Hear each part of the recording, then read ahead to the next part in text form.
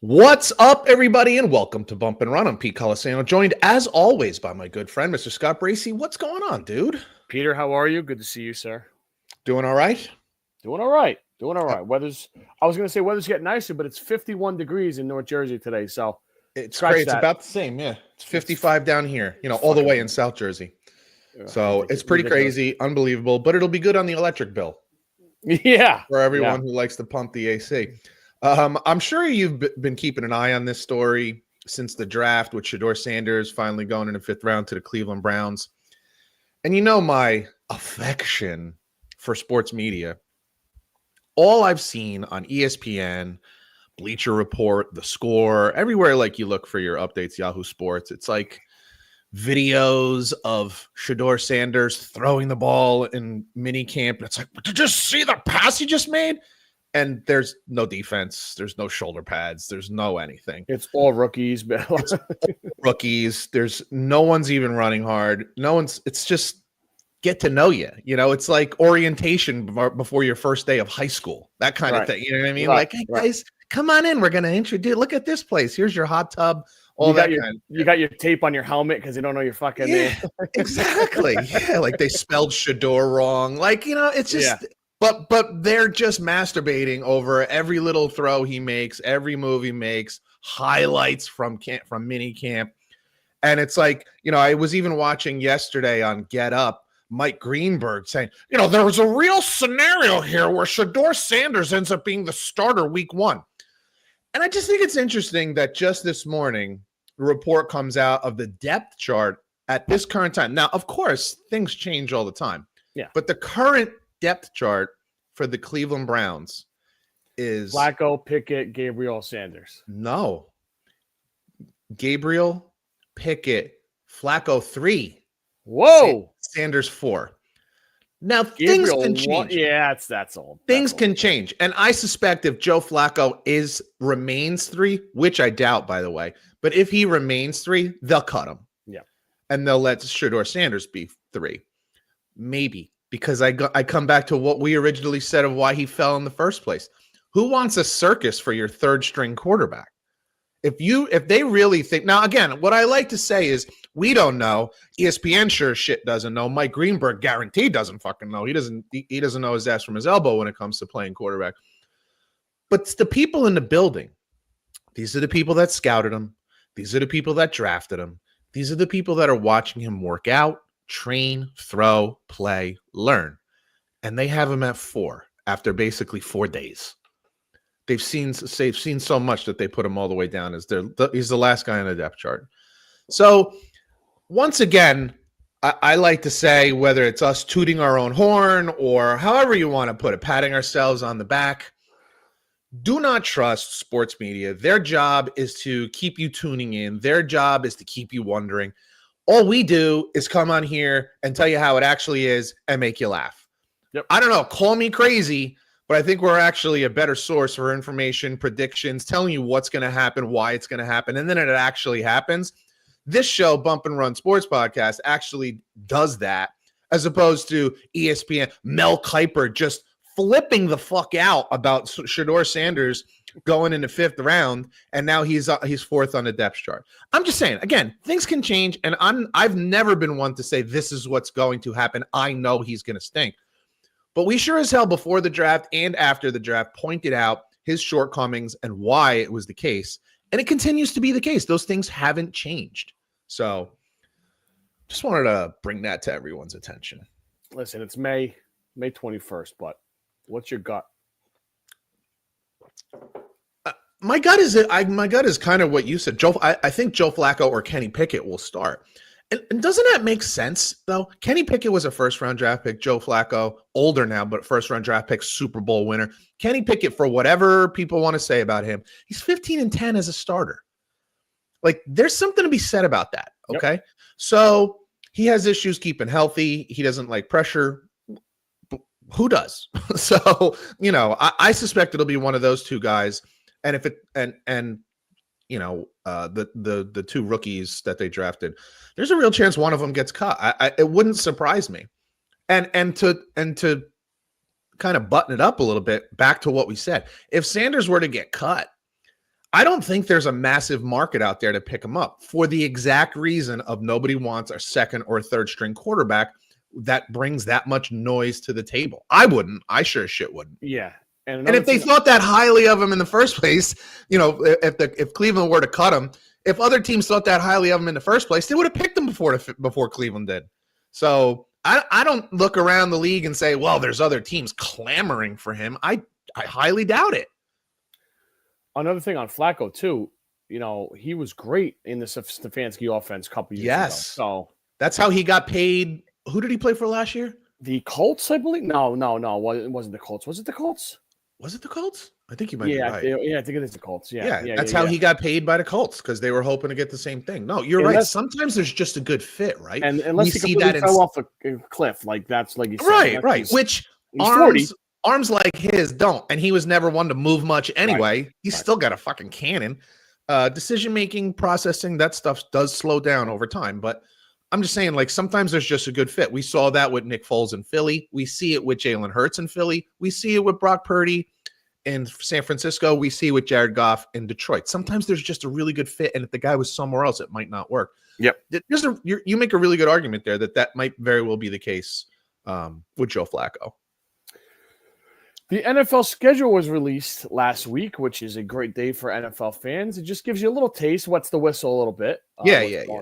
By the way, the NFL does a great job of like every month there's something throughout the year, just to remind you. You're watching the NBA playoffs, but we're the king of the castle. Like, it just doesn't matter. It always rains, and then of course it leads, right? I bust sports media's balls, but they end up leading with, the schedule came out. So yeah, it's cool. And there's some beauties.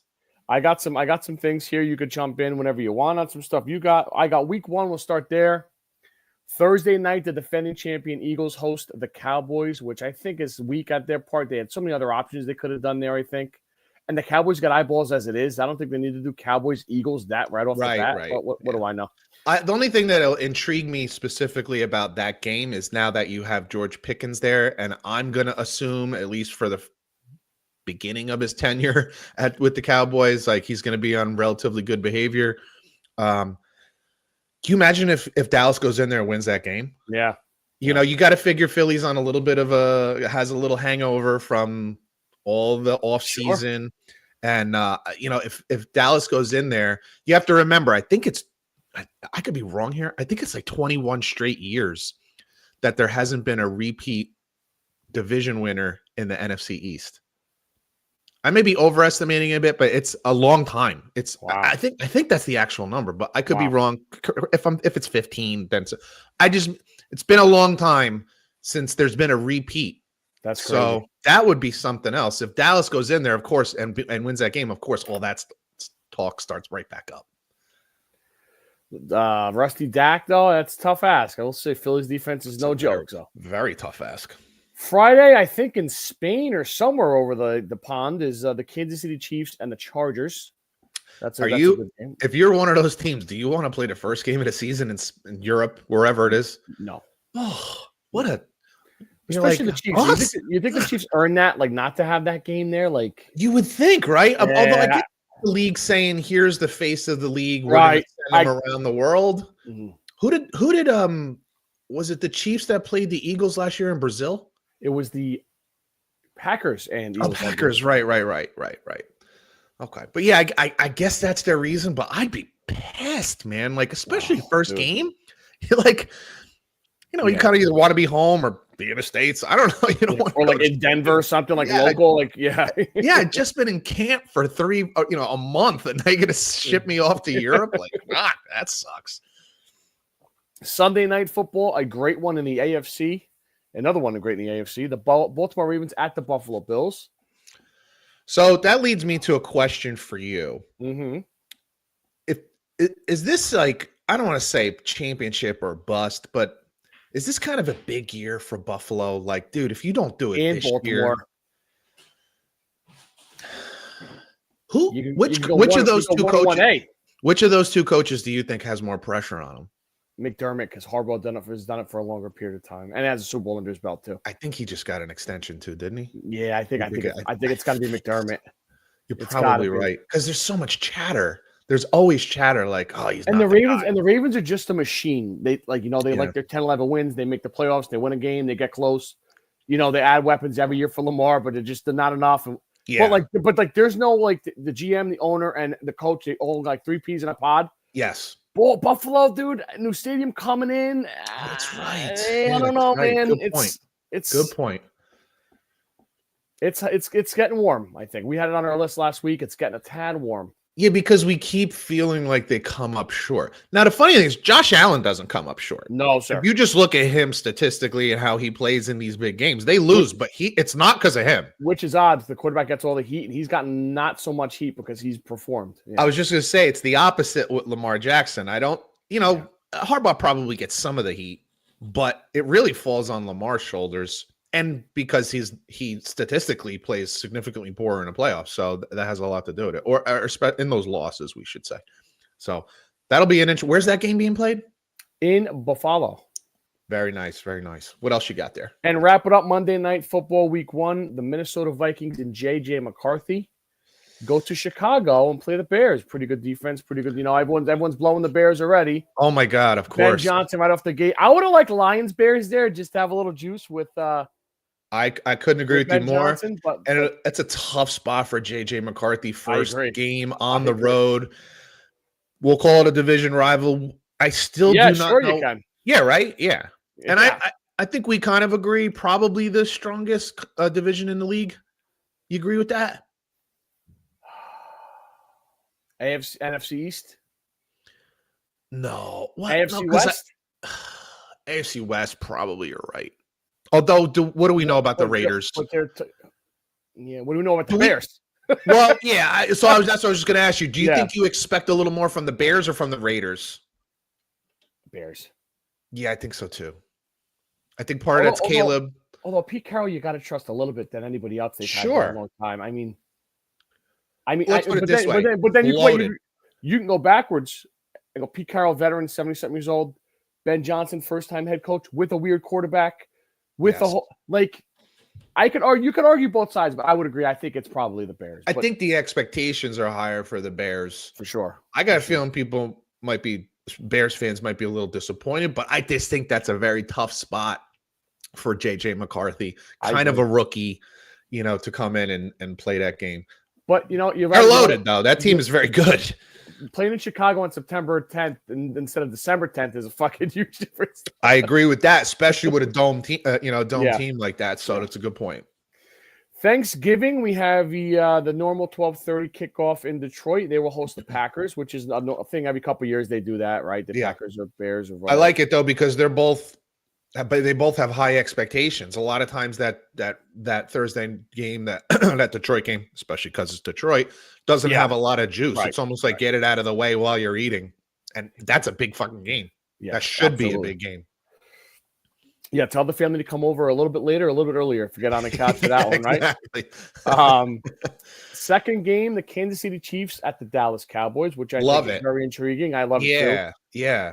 Especially because it's at Dallas. Obviously, it's always at Dallas. But that'll be fun. I'm fascinated to see where Kansas City's at this year. Do they continue to be, I'll say, lackluster offensively? Do they continue to be led by their defense? We've seen over the last, I guess you could say 3 years mainly, that they've had to peel off pieces that they might not have wanted to. We'll see if they fix those offensive line issues, which I can't completely say they have. And Dallas can get after it, So that'll be interesting. That'll be a lot of fun. Two good games. Potentially two good games. And a third one,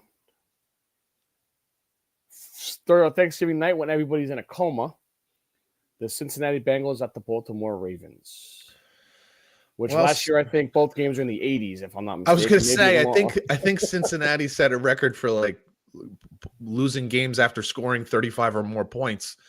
They're probably going to have to do the same this year. If they don't sign Hendrickson, that's a whole nother weird, wild thing. But he was playing last year and the defense sucked, even though he got 17.5 sacks. So it'll be a good day, though.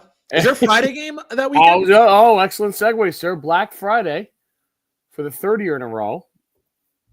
Guess who? The Chicago Bears again. Oh boy. At the Philadelphia Eagles. At the Eagles. Mm.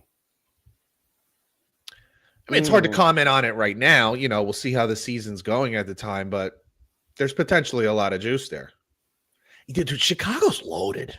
Like, they're fucking loaded. I know. Dude, think about this. This is how crazy, or I shouldn't say crazy.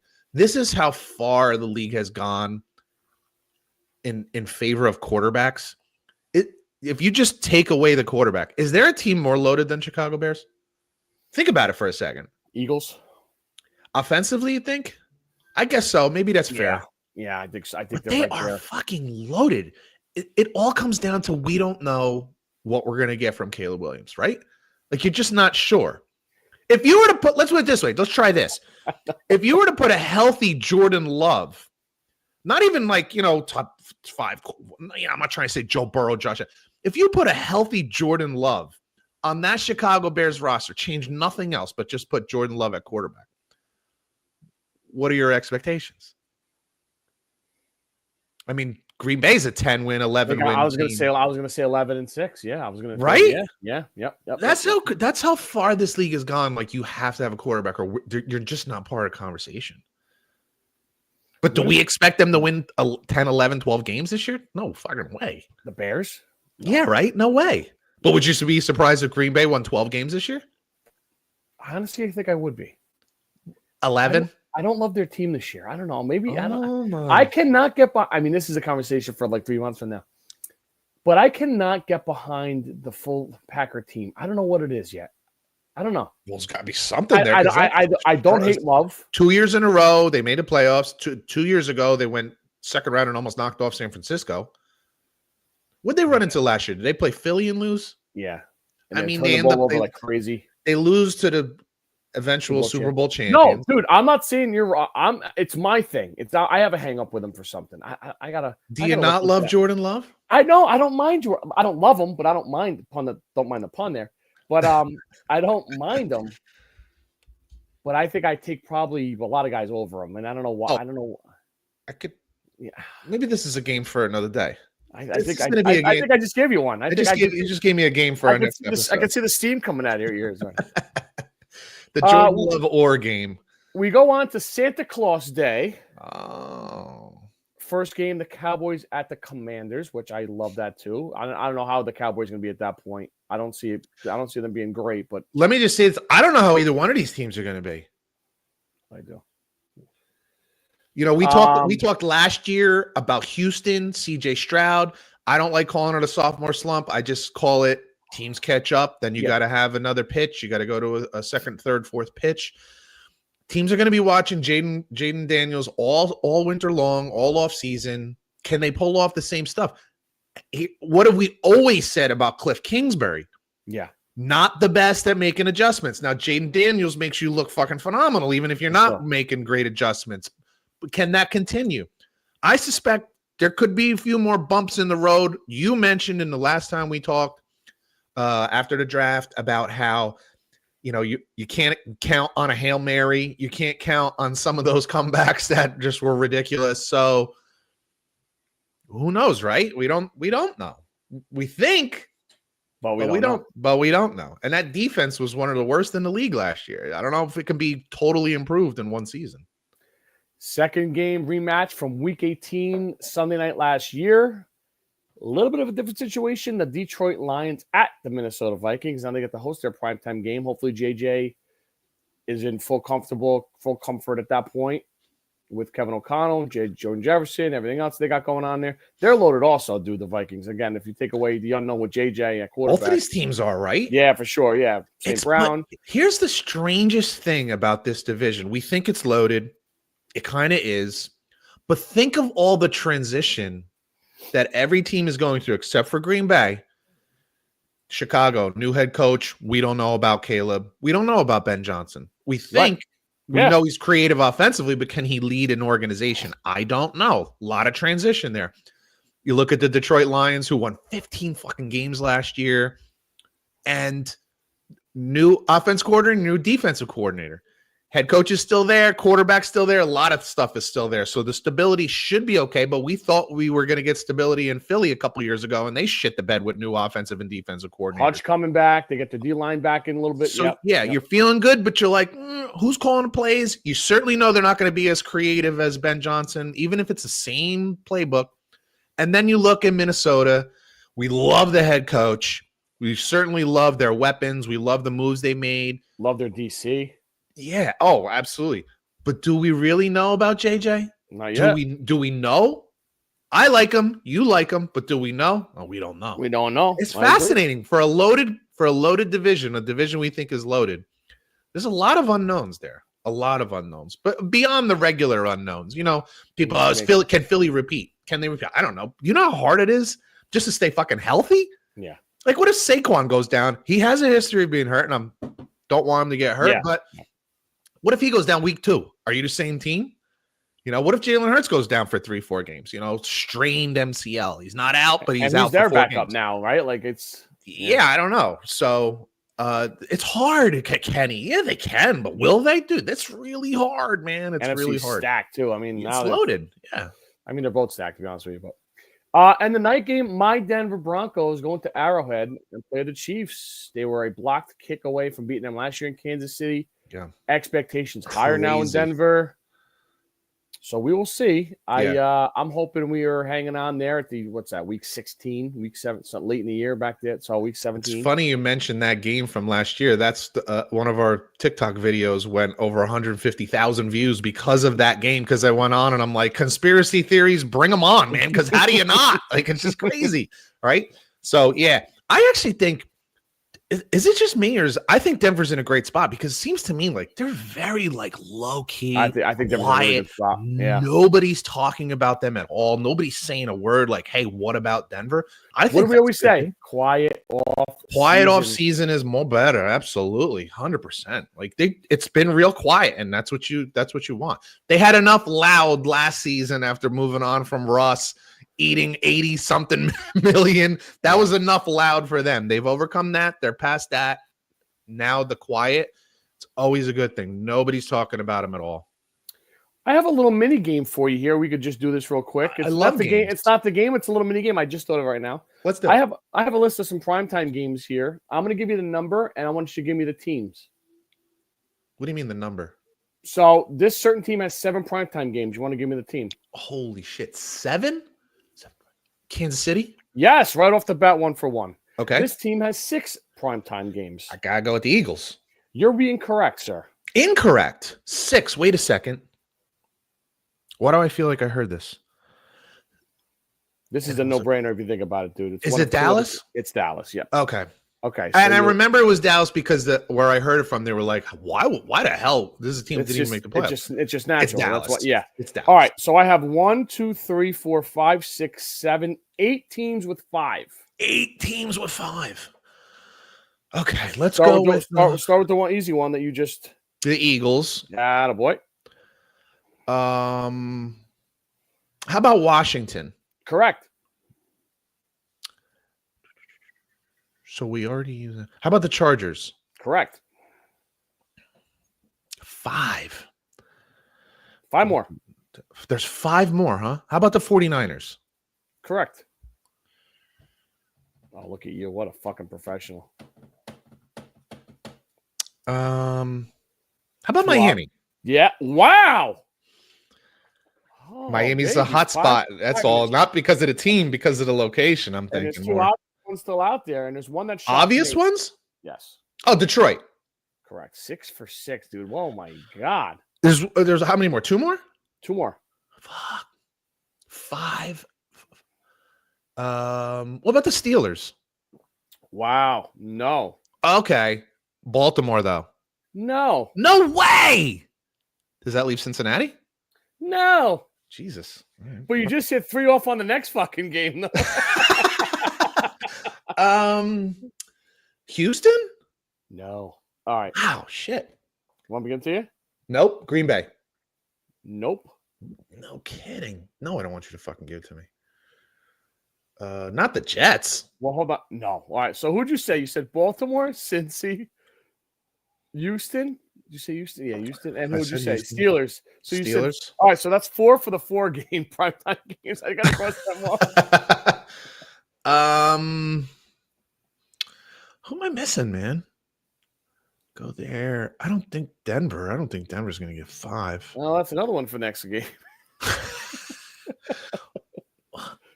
What am I missing here? You're missing Buffalo. my man. There you go. I'm trying to go through the divisions. And one more that's really shocking to me. One more. And it's not Houston. Do you happen to know the team's record from... Did I say Chicago already? You didn't. Is it Chicago? No.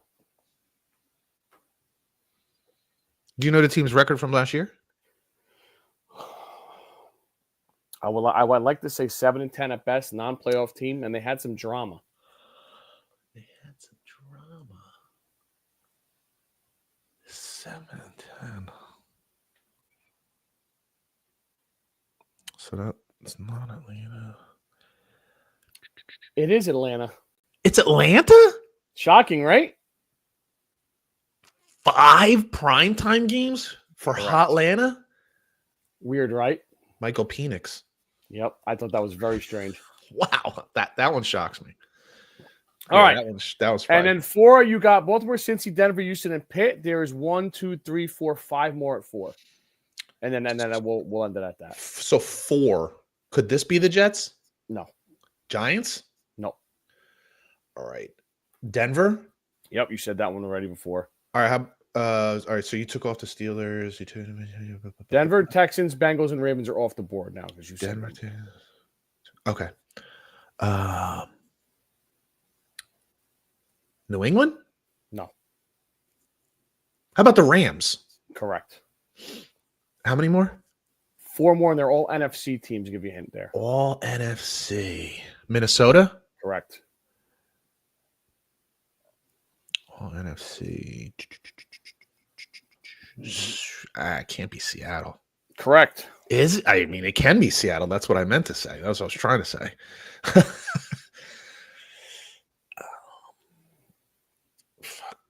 Who do we love so much? Who do we love his story? We love the story.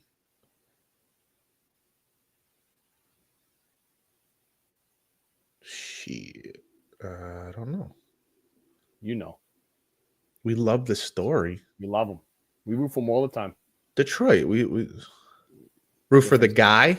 Root for the guy. Oh, Tampa. My man. There you go. One more. I think you said it before. I'll give it to you. The Packers have 4. Okay, yeah, I did say it before. That was The Cleveland Browns, the New Orleans Saints, and the Tennessee Titans have 0 primetime games, and I think everyone's thankful about that. Yeah, it seems fair. The New York. By the way, we didn't really talk about David Carr retiring? How about Derek Carr? That's what I meant. David Carr retired a while ago. That's a hell of a thing, man. He's, I put the flags at half mast for you when he retired. I figured you'd be very upset. I know you don't love him, but you were the biggest Derek Carr supporter. I think you're like more than his father. It's weird. Because I think he's pretty good. I think in the right situation, he would do better. I think things got bad in New Orleans. Didn't help. By the way, I wanted him with the Jets. If he would have landed with the Jets, it wouldn't have gone well because he needed more than the Jets were offering. Yeah, so. your like for him would have went out the window. But I'll say to you what I said about Daniel Jones. If you put him on San Fran, he might do better than Brock Purdy. Oh, dude, I don't. He's got better skills. I can't get behind that. I've seen. He's got better skills. I've seen too much of him now. I know you can't. You never liked him, so it's fair. That's fair. I can't. Anyway, I'm going to throw up my mouth again. The New York Giants have the hardest schedule, which doesn't seem fair at all. How does that happen? I'm no Giants fan, but how the hell does that happen? I guess part of it's because they're playing Washington, Dallas, and Philly. They play the East twice, obviously, like you just said. 6 games they play right there. NFC North, Lions, Bears, Packers, and Vikings. But I guess the rest of their schedule should be relatively easy. They play the AFC West, Broncos, Raiders. Bro, how does that? This is. It's just I always a weird felt like year. the worst teams have the easiest schedules. It's just a weird year where they're that is atrocious. Not great. Brian Daboll must be like, what the fuck? How does that happen? Yeah, he must be like, oh, dude, with my seat on fire. Yes, I got totally. And Jackson Dart there to bail you out. Or Russell Wilson, who sucks now. Like, oh my God. Bro. That's hard. Dude, it's crazy. Correct me if I'm wrong. I think the Jets have one of the 5 easiest schedules. I think you're right. I think you're right there. I don't have it. You have it? Oh, you're frozen. What happened?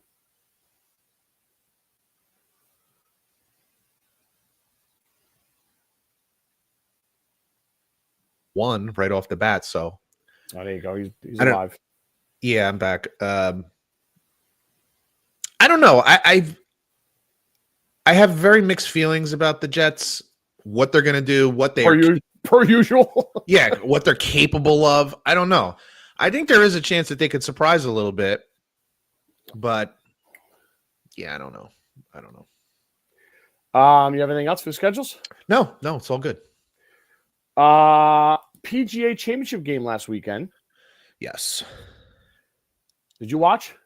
I did. Scotty Scheffler wins his 3rd major, now 2 away from the Grand Slam, and the 2 away that he is happen to be the next 2 this year. That could be very, very fun.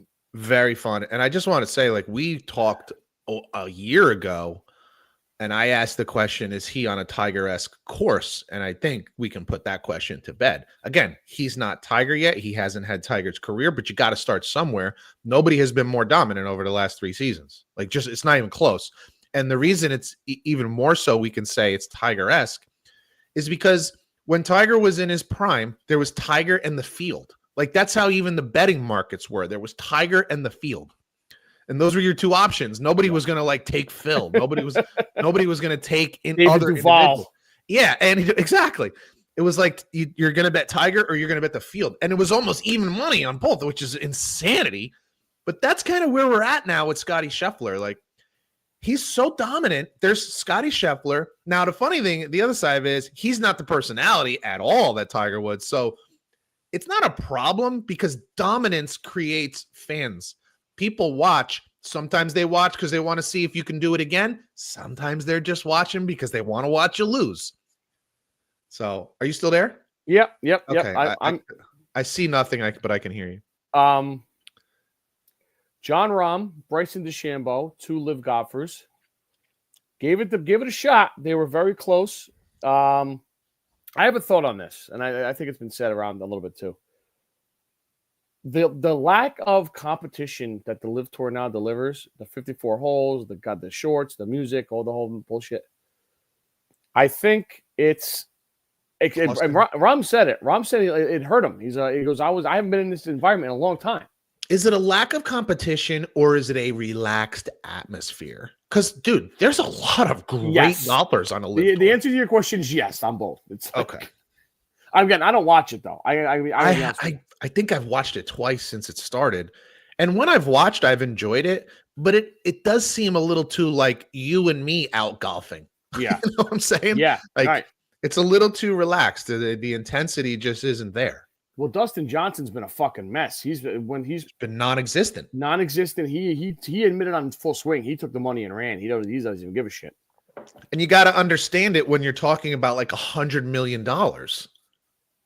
These guys have made insane upfront money, like guaranteed money. I'll be honest with you, man. I'd love to sit here and tell you that I'm so morally superior that I would turn it down and just compete at the highest level.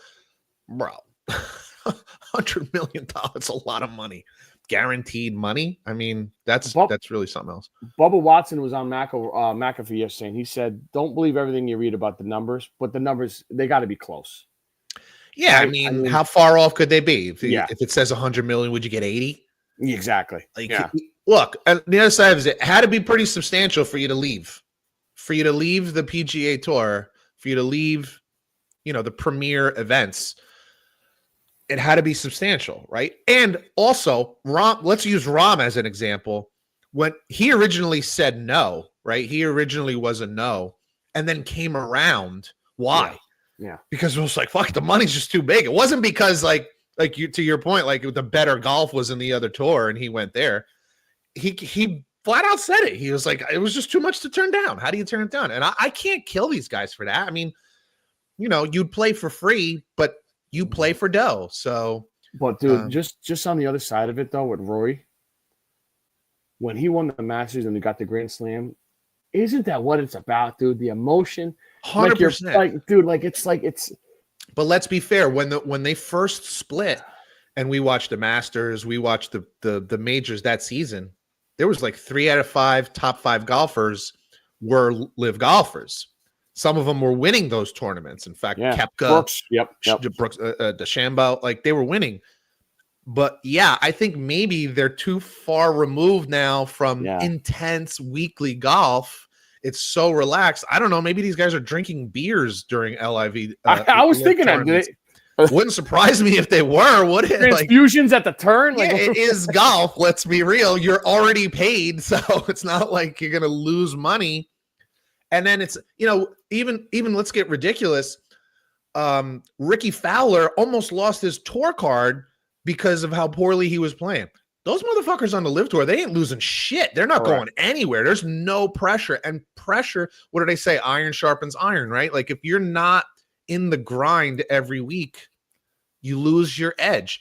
This is twice with DeChambeau. Now, he doesn't completely fall apart, and he is right there. And, frankly, let's be honest, fans fucking love him. Like the fans love him. He embraces the noise, the excitement. He's high-fiving everybody, and I love it. Yeah. But Sky Chef was just on another level. I wanted to bring one thing up, though, man. Did you watch from Thursday? I did. Were you a little nervous after Friday looking at the leaderboard? I was like, bro, there's nobody. Like, I think I texted a bunch of people. I'm like, thank God that Scheffler moved into it on Saturday morning because I'm like, this is not great, dude. Yeah. I'm trying to think. Homa was the only guy on the leaderboard that you're like, I know who he is. Like, I've seen him play. He's won tournaments. The rest of the leaderboard, I'm like, this is not good. This is not good. Poston. Jonathan. Yeah. Think of the names that were up. Well, I can't think of the names. Lauren, I can't remember them. You're helping me out here. Jesus Christ, man. Like, yeah. I'm like, this is not good for the PGA. This is not good at all. And then, as always happens with the majors, so much pressure, moving day. It just, the cream rises to the top. And I will bring up one more thing. He ended up at 10 under, but he was at 11. He was 5 strokes in the lead going into the 18th hole. There's only 2 guys I remember in the last 25 years doing that. It's Tiger, and it was Jordan Spieth for a very short period of time. Very short. That's it. And he's just on a different level, man. Like, even when he fucks up, he fixes it so quickly. It's like, he does what Tiger used to do. He bogeys a hole, and then you're like, oh, shit, is this where it turns south? And then he'll go and birdie 3 out of the next 4 holes, and you're like, bogey, who gives a shit? Like, just so dominant, man. He wasn't even on the leaderboard coming into Saturday, and he doesn't just win, he wins running away. He's got a little bit more juice this year than years past. A little bit more personality, which I think he needs. Do you think okay, so I want to ask you a question about that. So he misses the putt on 18, but then knocks it in. And he kind of is doing what he normally does, which is very kind of low key, like just, got it. And then out of nowhere, he takes his hat, slams the hat to the ground, kind of does one of these, like almost like a Tiger 2-fisted pump. And I'm like, is there some PR people in his ear? Like, bro, if you win this fucking thing today, like go a little nuts, show some excitement, show some personality, sell it a little bit, sell the importance of it a little bit. I don't know, but it kind of seemed that way, Yeah. It wasn't his normal reaction. I like it, I don't need all the I don't need over the top, but I need something. Give me something. Give me something. But what I do like is the dominance. I like the dominance. I know people, and we've talked about this before, the dichotomy between dynasties and parity. And people always say, well, they prefer parity over dynasties. And they'll point to like Kansas City Chiefs and say, well, we wanted to see someone else. No, you didn't want to see someone else. You just wanted to see Kansas City lose. You wanted to see the big bad go down. Right. If you look at the NBA playoffs, which we can get to in a minute too, their ratings are actually down, even though it's actually been really good basketball, really fun basketball. You need the villains, folks. You need the Yankees and the Dodgers. You need Tiger Woods Chiefs. and Phil Mickelson. You need the Chiefs. You need the Patriots. You had 20 years with the Patriots of a team to hate, respect, and love all at the fucking same time. Yeah. Like, you need the villains. That's what brings eyes, but it brings eyes for two reasons. Number one, familiarity. The casual fan will watch because they've heard of the Chiefs, they heard of the Patriots. And number two, you'll get people to watch because they just want to see them lose. And when they win, they hate them even more, which makes them watch even more. I always go back to Howard Stern in the beginning of Howard Stern's career, when they asked, when people who like him, they listen for an hour and a half. Why? Because they want to hear what he's going to say next. People who hate him listen for over 2 hours. Why? Because they want to hear what he's going to say next. Like, hatred brings eyes, maybe more so than love. So if Scotty Scheffler can show just a little bit of that, and this is going to sound fucking crazy, but if that turns just enough people off, it's kind of good. It's kind of a good thing. Yeah, because I don't know anybody that doesn't like him. So it's he's hard not to like. The whole tour likes him. Everyone's like, yeah, I think maybe I bet you the PGA looks back and like, man, if he would have got arrested that day and like, they would have had him in pinstripes. Like fucking something not to like about this just genuinely nice guy. Even Bryson and Rahm waited around to congratulate him after the round. Yeah, absolutely. Yeah, he's just a hard guy not to like, and I'm thoroughly enjoying it. I love it because look. I'll bring it back to the Patriots. I was a Jets fan. Do you know how hard it was? I'm sure it's debatable. I'm sure it's similar to you with Kansas City, right? It's just hard. Like, your team, you just go into every game, every week, every season thinking we can't beat them. We're not going to beat them. Not enough. But yet I bet as much as you dislike Kansas City, there's a level of respect and appreciation that you have at the same time, as I did for the Patriots. Like, God damn, man, there's something about greatness that even if we want to see it get knocked down every once in a while, just once in a while, can you lose? Like, once in a while, can you not always come back? But you don't think that way if you don't already have they haven't run the table. They haven't been just so dominant. You need that. And I think Scotty Scheffler just makes it more interesting that way. Yeah. To the NBA, as you said, the New York Knicks in the Eastern Conference Finals for the first time in 25 years against, guess who? Shocker, the team they always play, the fucking Indiana Pacers. Even going back to 20 years ago, last time they did it. It's fucking crazy. They cannot get away from each other, these two teams. Pacers beat the Cavs, I believe, in 5. Yeah, gentleman sweep. Knicks beat the Celtics in 6. Unfortunately, Jason Tatum got hurt, but I don't know if the Celtics would have won that series anyway. The Knicks beat them twice, or I think 3 times with him, basically. He got hurt with 50 seconds in the one game. But as a Knicks fan, listen, they're fun. They're good. Indiana's deep. I think Carlisle's a better coach than Tibbs. I don't know. He's got the championship under his belt. For sure. Here's what. Indiana has a tough time getting blown out, and although they got blown out in game 4, game 3, whatever, against the Celtics. The Knicks sometimes get fucking embarrassed, man. Like, where it looks like Tibbs doesn't have a clue. It's not just that. They can go on long streaks of not scoring. Obviously, first 2 games against Boston, they fall behind by 20 points. But what's fucking bananas is they came back and won both of those goddamn games. I know, which is that's crazy. What's sick. The interesting thing to me is, other than Oklahoma City, none of these teams were, expected to be in this position right now. Correct. And I think a lot of it has to do with, and I'm going to get to Oklahoma City in a second, but I think a lot of it has to do with the just insane difference, I guess is the only way to point it, between regular season and this particular year's playoff season.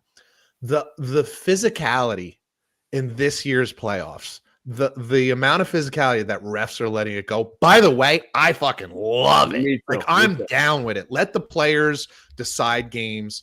I suspect you couldn't be this physical the entire season, but I would love to see the NBA be a little closer to this style than what it is.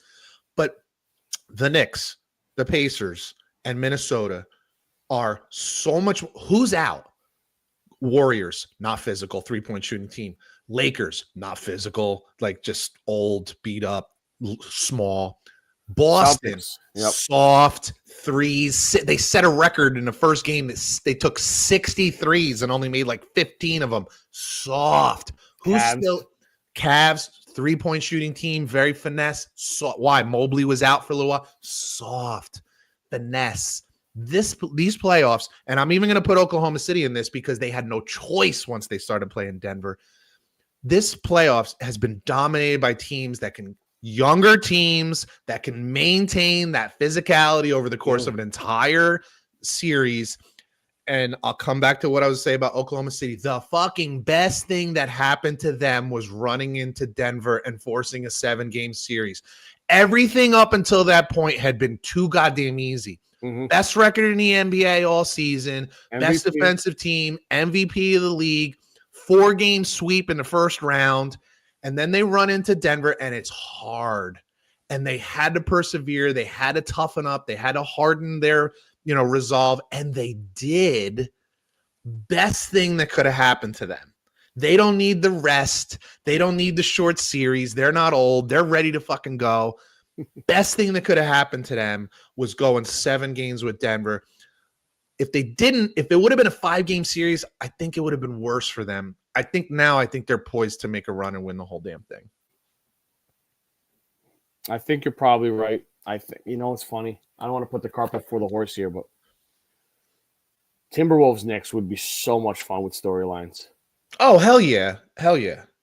Look, I actually think regardless of who makes it, because I look at Halliburton and I'm like, he's an assassin. I look at Brunson, assassin. I look at Ant-Man, assassin. I look at SGA. Now, I'm going to say he hasn't had as good a playoffs as he did a regular season. Agreed. But he's a natural assassin. Like these guys do not care about the pressure. I'm telling you, I've been wildly impressed with Halliburton. I don't think of him as like a 3-point shooter. He don't give a fuck about taking that shot, though, man. Give me that ball. I will do it. Like, impressive. Very impressive. I've been thoroughly enjoying this shit. And the Knicks, to me, are just a fun team to watch because they're also young, but they're physical, but they're just like relentless. They're kind of like Villanova in the NBA right now. Fundamentally sound, relentless, play hard D, physical, but not physical in like a Detroit Pistons from the late 80s kind of way, just physical enough, hard to play. So they play tonight. This is when we're recording this on Wednesday. So game 1 tonight, 8:00. Okay. In the Garden. Oh, by the way, we got all kinds of new stadiums. We got all kinds of new arenas. We got the lights. We got the, new screens. Is there any, to this day, the place, I don't know, is it fucking 100 years old, that building? Let's be honest. Is there a louder, more intense place than Madison Square Garden? No. You've been there for hockey games, but playoff hockey games. Yeah. Is there a more intense place? Is there like a place in this country, an arena, we'll say, maybe stadiums are different. Let's just go arenas. And I'm no Knicks fan. I'm no Ranger fan. Bro, that place is just different when the teams are good. Yep. And they're in the playoffs. That place is just different, man. It's another level. Minnesota, good fans, nice place. Right. The place gets loud. Oklahoma City's been around for 15 minutes. Yeah, and that place, you gotta say that place does get rowdy. Even if you go back to the Durant Westbrook days when they were in that place does get rowdy, right? Yeah. Indiana certainly does as well. Like basketball city, basketball town. Yeah. But it ain't the Garden, man. Because everybody that wants to fucking explode on them, man. Like it's everyone different. It's Jordan, Steph, everybody's got to explode in there, man. It's crazy. Something about. I'm actually getting chills thinking about it because I can almost hear the crowd in my head. It's just something different about it. Back to Halliburton for a second too. I liked him at Iowa State. I liked him with the Kings. And then he's just. But he's what it is, bro. He's a good guy too. But what is he? Is he a shooter? No. Is he a true point guard? No. Is he a forward? No. But he's just a basketball player. He's a difference maker. Yeah. Like we talked about this maybe like in the beginning of the playoffs. We were like, how many actual difference? We got guys that can score. We got guys that do. but how many guys changed their team? Halliburton is that guy. Brunson is that guy. SGA is that guy. Ant-Man is that guy. I put out a video earlier in the week because I heard a lot of people, like, again, sports media, they just, everything's about the moment and they're not thinking big picture. Think about this Final Four for the NBA right now. All four teams are led by players that are in their 20s. Yeah. There's no old teams. Not that they don't have some veteran players probably on their teams, but if you all the names that we just mentioned, Hart, any of the guys, the tall, skinny guy for Oklahoma City, Hardenstein or Chet Holmgren or whatever. Chet Holmgren. You look at Minnesota with Ant-Man and some of their guys; they're all young. DiVincenzo. This is the future. This should be super exciting for fans and for the NBA executives. Like, all four teams are led by players in their 20s. This is super. You're looking at the future of your league. Like, it's not a tired and worn out Steph and Draymond. It's not a snaggle-toed LeBron and fat Luka. Like, it's you know what I mean? It's not all dried out prunes. It's Boston just won it last year. It's like, yeah, it's all young, fresh, like aggressive, intense young players. I think this is no Kawhi, none of that shit, right? And maybe the ratings are a little down because these guys aren't so well known. But as I mentioned in the beginning of the playoffs, when the Knicks played Detroit, you got an introduction to Cade Cunningham, who I think people are going to start to pay more attention to. All these guys are getting fucking insane exposure now, and people will learn their names, and it's only a good thing moving forward. I knew about Halliburton from last year. Him and Brunson have shown up multiple times at WWE events, and like, they're being part of the community. I think this is very exciting. If you look at it as like, sprouts coming out of the ground in the spring, this is what you're seeing all at the same fucking time. Right. Like, it's a big deal. It's good for the league. It might not be good in the moment, but it's good for the league overall if you really look big picture. I have it written down right here. I love this for obvious reasons. But fresh blood is nice. It is nice, man. In the moment, maybe it's not. Like, if you're just looking at ratings, in the moment, maybe it's not, because you don't have Steph, you don't have LeBron, you don't have Jokic, you don't have the Celtics. Luka, but in the grand scheme, it's a great thing. It's a fucking great thing for the league. It got me interested. I'm totally interested. This old head with a gray beard and a bald head is interested, and it makes me want to like follow these guys, because I wonder, does a Halliburton, does an Ant-Man, does this kind of physical nature, Brunson and Hart, does this kind of physical nature of the game carry over to next year regular season? Right. I would like to see it do. I don't expect that from Steph. I don't expect that from LeBron and Luka. Maybe this is a changing of even the direction of how the NBA goes about its business. Oh, by the way, none of these guys do load management. None of them. No, they're all everyday players. Yep, and you gotta love it. That's it's a great thing. It's kind of a transition. It's kind of a passing of the torch, and I'm here for it. We've talked about this how many times, and I don't mean to belabor the point, but we don't watch a lot of regular season basketball because it's like same old story, kind of boring, kind of weak, soft. We complain about load management. I'm hoping what we're watching is kind of a passing of the torch and a new NBA that's coming in with guys that want to play every night, play hard. John Morant has his issues off the court, but there's a guy that plays hard on the court every night, like balls to the wall every night. I call him like almost like Iverson. Like, you're getting his best every night. You need more of that. We need to, it's probably time. I said this in the video too. I said, when Michael Jordan retired, were we really sad? Were we sad that he was retiring from Washington?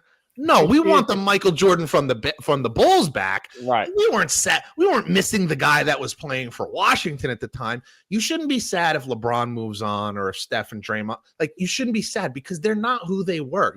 You're reminiscing about who they used to be, the dominance that they used to have. Embrace the new. Embrace these guys. These guys are ballers, man. They're fun to watch. It's good shit. Peter, I have a game for you.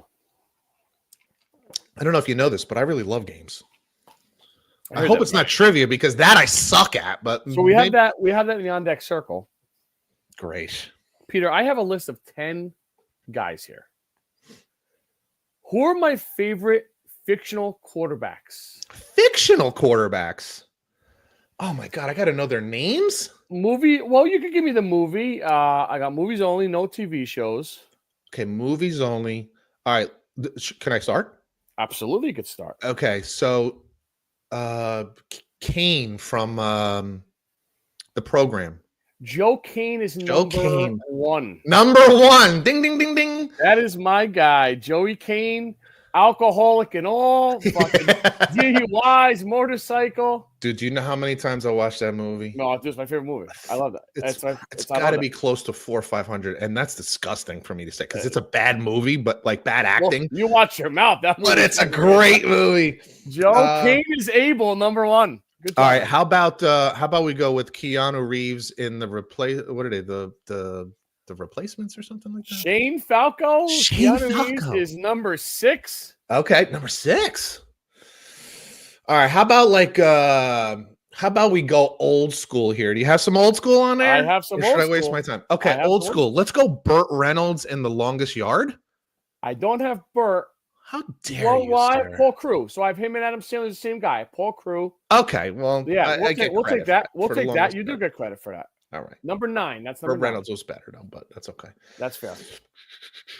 I'm gonna go. Also better because you played Florida State. You played quarterback at Florida State for sure. Yeah, absolutely. Which not a lot of people know, by the way. Yeah. He was an actual athlete. How about this one? I don't know if this is gonna make your list. Anthony Michael Hall. Johnny Be Good. Johnny Walker. Number 10, sir. All right, we got it. What a life he led down the recruiting trip. Fucking blowjobs and cocaine. Holy shit. Another horrible movie that was great. You have I got 2, 3, 4, 5, and 7, 8. 5, 7, 8. Jesus, it's a lot. I can't even think of that many. What about Friday Night Lights? I don't have that because that's a true story. Yeah, and it also wasn't like quarterback centric. Yeah, it was Boobie Miles, and not a bad guess though, sir. Hang in there. Yeah, I'm trying to just think of football movies. Oh, how about what was the name of the movie? The guy is he sings, he's a comic, he's an actor. He was the quarterback. Are you thinking Willie Beamen from Any Given Sunday? Any Given Sunday.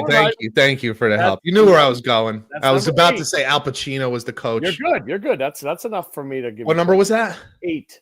Oh wow, I'm missing 2, 3, 4, and 5, and 7. This is terrible. So they're all 4 of them are 90s movies, and the other one is 80s, I believe, early 80s. Oh, shit. You've had to have seen it. You're a football guy. You've had to see all of these. I'm sure I did. I'm just 2 fingers deep into my bourbon, and I'm struggling here. Better 2 fingers anywhere else. That depends. Well, it depends if you're the give me that.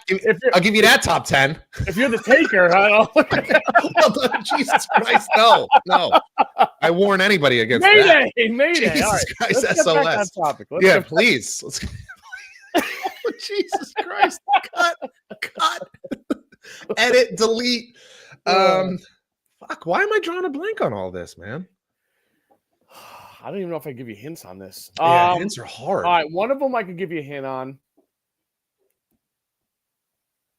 Awesome cast. The running back from the movie is now a star. Has a podcast. Shit. Early 90s out of Texas. Oh, how about was it like Texas State University or something like that? Texas State Armadillos. Necessary Roughness, yeah. Paul Blake, Scott Bakula, number 3. That was number 3. I'm still missing number 2. Father dies, got to run the farm, turns down Penn State. The whole story. It's fantastic. This is another one you're talking about? No, that's the Paul Blake. Oh, that one. Yeah. All right, give me some storyline from another one. Texas high school football. whipped cream bikini. Jesus. I don't know this one. Yes, you do. I don't. John Voight's the coach. I don't know this one. Varsity Blues. You know what I never watched the whole thing. Are you fucking kidding me? I wouldn't kid you like that. I never watched the whole thing. I don't know why. So Who's the kid that was a quarterback? So Lance Harbor, who was That's Paul Walker. Paul Walker was the quarterback? And then he gets hurt, and then Jonathan Moxon comes in. He's the fuck kid from Dawson's Creek. Right. That's I don't know why. Yeah. I I gave the two of them they're number 2. I give them the 2 of them. Okay. You got to rewatch Varsity Blues. Pour yourself 3 fingers and start watching. Let's get off the fingers, man. I'm getting off the fingers. It hurts. All right, give me another clue. Give me 4, 5, and 7. All right. Robin Williams. In football? Oh, you've got Robin Williams. Why? Oh, wait a minute. First of all, I got one. How about oh my God, The Rock is in it. No. He's not the player, he's the coach. No. Shit. You know, it's the high school. They're a bunch of bad kids. You know the movie I'm talking about? Yeah. Gridiron Gang. No. Gridiron Gang. How dare you, sir? Not a bad movie, though. Great movie. Yeah. What were you saying? Robin Williams in football blows the game in high school, and his father-in-law wants to replay the game when they're all old men in their 30s or 40s. Kurt Russell's the quarterback. I don't know, but I got to give you one. The Rifleman from Tom Cruise. With Tom Cruise. Yeah, he's not. That's not bad, but no, he's not in it. How is he not? He's not in it. By the way, I just want you to know when I was in high school, I trained with him. The quarterback? Yeah. No shit. I'm drawing a blank on his fucking name now. All the Right Moves is the movie, by the way. All the Right Moves. Yeah, I should say he was training me. I was working when I was a junior in high school. I was working with him. Was he a legit quarterback in high school? Like college? Yeah, and he graduated from Montclair State, but no shit. But got a shot in the NFL. A friend of mine, a friend of my dad's, I should say, knew him, and I. Dude, I know you all these years. I never heard that story. Yeah. So my senior year, my friends, all my senior friends used to call me the Rifleman because I worked with him. Oh, that's awesome. Yeah, it was very cool. That's cool. I can't remember his name, which is fucking pathetic. I was gonna say, I mean, it's so sad. It's so sad. All right, I'll give you the last story. Go ahead, give him to me. It's dragging on. All right, the guy Reno Hightower from The Best of Times with Robin Williams and Kurt Russell. Don't know that one. Seen that one? Yep. No. School Ties. Oh yeah, Brendan Fraser. Brendan Fraser. Yep. Nice one. Good one. Good one. That's number 5. And number 4.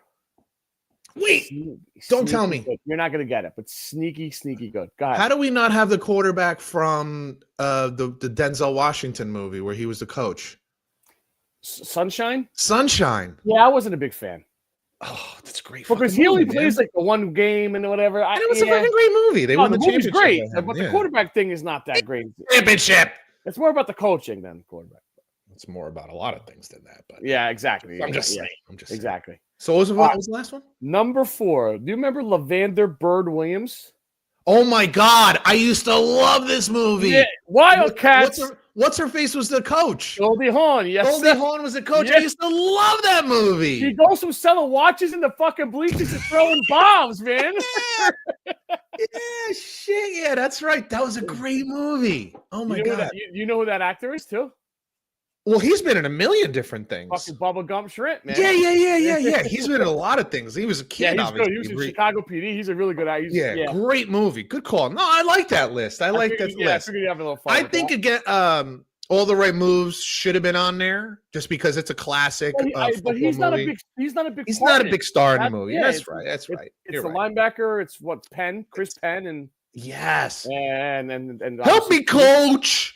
Help me, coach. You promised me, coach.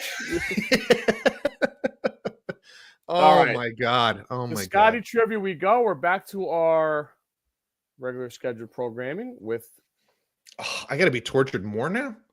Yeah. Well, no, you did a good job there. I will give you all. You hit that pretty well, man. I got to give you credit. Not bad. Not bad. All right, Peter. Who's the all-time leader in passing touchdowns at Louisiana State University? That would be LSU for those people. All-time leader in passing touchdowns. You want to throw out names before I give you my? Well, no, because the names that come to mind really had short-term success there. So I'm thinking there's no way like a Joe Burrow or Jaden Daniels can be the leader because they both were kind of like 1 or 2 years. All right, here's your names. Jamarcus Russell. Oh my God, it can't be him. Joe Burrow. It can't be him. Jaden Daniels. It can't be him. Tommy Hodson. See, how do you throw a Tommy Hodson in there? Like you're not just pulling Tommy Hodson. I put a name in there that I don't know. Oh, Tommy. Look, I don't want it to be Jamarcus Russell.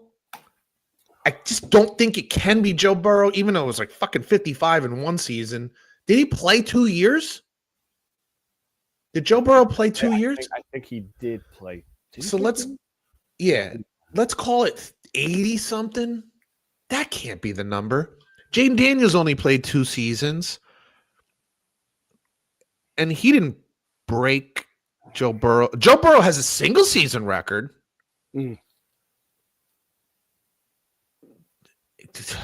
Jamarcus Russell. That was before like the transfer portal. I don't know how long. Tommy Hodson. Joseph Burrow. Get out of here in 2 seasons? 76 touchdowns is the LSU record for career. Yep. Wow. Crazy, right? I'm a little surprised at that. I just think he was there too long enough. 0 for 1. Shocker. Who is the all-time leader in rushing touchdowns at the University of Michigan? All-time leader in rushing touchdowns at Michigan. All right, Biaka Batuka comes to my head first. Okay. Blake Corum, Tyrone Wheatley, Anthony Thomas, Denard Robinson. All right, so Biaka Batuka is not there. Tim Biaka Batuka. Yeah. And so give it to me again. Give me the list again. Blake Corum, Tyrone Wheatley, Anthony Thomas, Denard Robinson. Like I want to say Wheatley, but why do I think it's Anthony Thomas? Why do I feel like I heard that answer before? Anthony Thomas. Who was the fourth one? Denard Robinson. No. Shoelace. Yeah, no, he was a fucking quarterback. Was he though? Good point. But Blake Corum, he started 3-year starter. Yeah.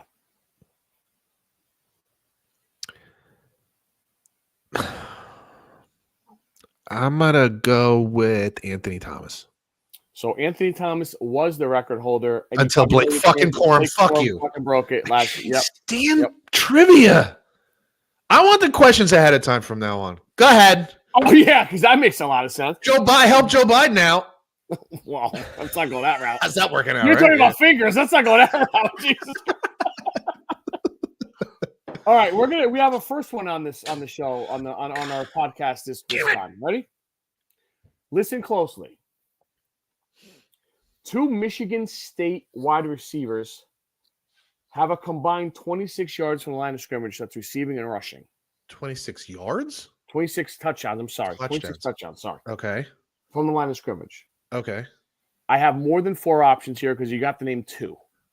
Okay. Ready? I got one in mind right off the bat. Okay. Can I give you that name right off the bat? Absolutely can. Plaxico Burress. Your first option is Plaxico Burress. Okay. Gary Scott. Andre Bad Moon Rising. Charles Rogers. He was from Michigan State? Jaden Reed. Kirk Gibson. Mushin Muhammad. You got to give me 2. I'll give you the list as many times as you want. All right, so I'm going to go with Plaxico Burress as 1. You would be incorrect. Oh, fuck. Andre Rison is one of them? You'd be incorrect. Damn, it's not one of those 2. All right, who are the other, 4? Gary Scott, Charles Rogers, Jalen Reed, whatever his name is from the Packers. Kirk Gibson and Mushin Muhammad. Kirk Gibson from the Dodgers? From the Dodgers. Whew. I don't know any of those guys. 26 touchdowns combined for both of them? Well, you know Mushin Muhammad. Barely. With the Panthers, right? With when they went to the Super Bowl. Is he one of them? No. Give him some. This is I failed miserably here. Kirk Gibson.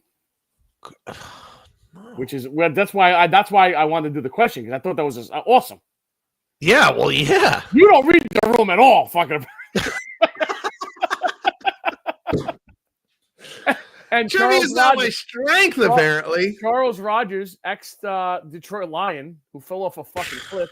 No. Wow, you don't remember that at all? No. You were coaching back then. You were like, oh my goodness. Well, I was paying more attention to the field, not that you would know by the results. Clearly it worked, though.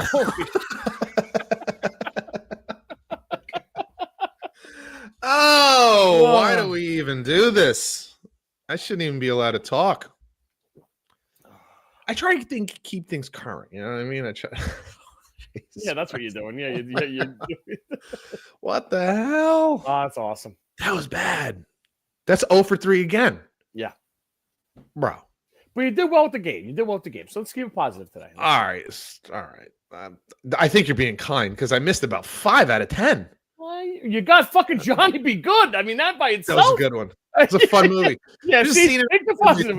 He's visiting a college, and there's a stand that has like steroids and neon lights, and it was like a buffet of steroids. What you could use. And the coach or the trainer was like, "Nah, don't worry about it. Ain't nobody gonna find out." Yeah. So obvious. Oh my god, I may have to go watch the program now. To be honest with you, I fucking love that movie. The next one on time, I think I'd be doing the same thing. You know what's so funny is like I'm not kidding. So I used to have a ski house up in Hunter Mountain, New York. And it was that, and there was another ski movie that we used to watch over and over and over again. Out Cold? Was that?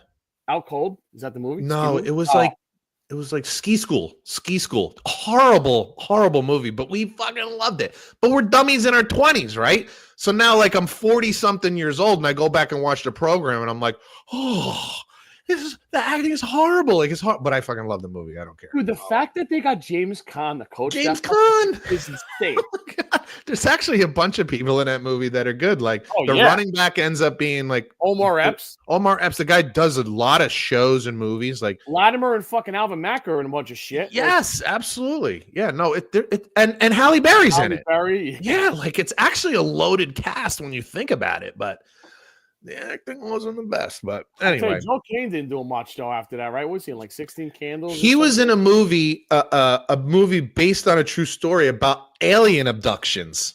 No shit. It's a great Fire. It's called Fire in the Sky. Great movie if you're into that kind of like if you believe in aliens. It's based on a true story. Obviously, I don't know if it's true or not, but based on a true story, and he's in it. But anyway, good stuff. Good stuff. What are you watching this weekend? Memorial Day weekend. Weather's supposed to get a little better, so trying to play some golf. Brighter. Wear a sweater. Yeah, definitely a little nippy. Trying to play some golf. Nick's on, I think, what? Sunday, Monday? Yeah. Something like that, Sunday, Tuesday, something like that. A little baseball. I think the Yankees are West Coast, so I think it'll be a little later in the day. So nice. Wrestling taking a break. What's going on? I'm pretty sure there's a Saturday night main event this week, which is always fun. I do want to say real quick, my heart goes out to a female wrestler. Her name is Zoe Stark. Monday Night Raw.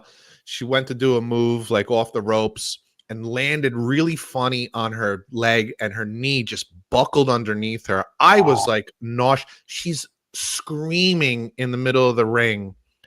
And like, I don't know if you noticed, but like the referees wear an earpiece and they can hear from the back. Yeah, so they can, and they're conveying messages on what to do to the wrestlers, but they're also always checking on wrestlers, especially after they do difficult moves and like, you okay? You good? Can we continue? Yeah. Especially if there's blood and all this kind of stuff. So the ref goes down to check her, and she is screaming, and it was really hard to watch. And so to WWE's credit, they took the camera off of her. So it was a 3-person match. The other 2 girls just went to the corners They went to commercial. They come back and she's, you know how like you put your arm over someone else's shoulder and you try to limp your way back? She's in so much pain. She couldn't even do that. And the guy who was trying to help her, like scooped her up to take her totally off her feet. She had surgery today. I think she tore her ACL. It's so entertaining. And these people, trust me when I tell you folks, these fuckers are so much more athletic than you give them credit for because you think, because it's choreographed, you think they're not athletes. Right. Think of the skill it takes to make it look real, but not be real. This is what these guys do and gals do. And, when you see one of them get hurt for real, it's kind of tough, man. It's like, it's tough to watch. So my heart goes out to her, but I think there is a WWE Saturday Night Main Event, which is always fun because they're kind of like once every other month. So we'll see what goes on with that. There's a bunch of new storylines happening. So if you want to check that out, you can. For Scott Bracey, I'm Pete Colasano. You've been listening to Bump and Run. And we'll catch you guys next week. Go Knicks, New York, baby. I might be rooting for him. I can't believe I'm saying it, but I might be rooting for him. Wow. All right, and we are out. Very cool. What do you think? Play it by ear next week, see what's going on? Yeah, I think that's fair. Maybe if we get some interesting storylines with the NBA, we can do it. If Roger signs, you sign. Maybe if there's a signing, because that would be interesting to me. That'd be something worth talking about. But yeah, we can play it by ear for that. What day are you doing with Pete? Is it like a random thing? Like what's like his games tend to be Tuesday, Thursday. No, Pete Reed, not.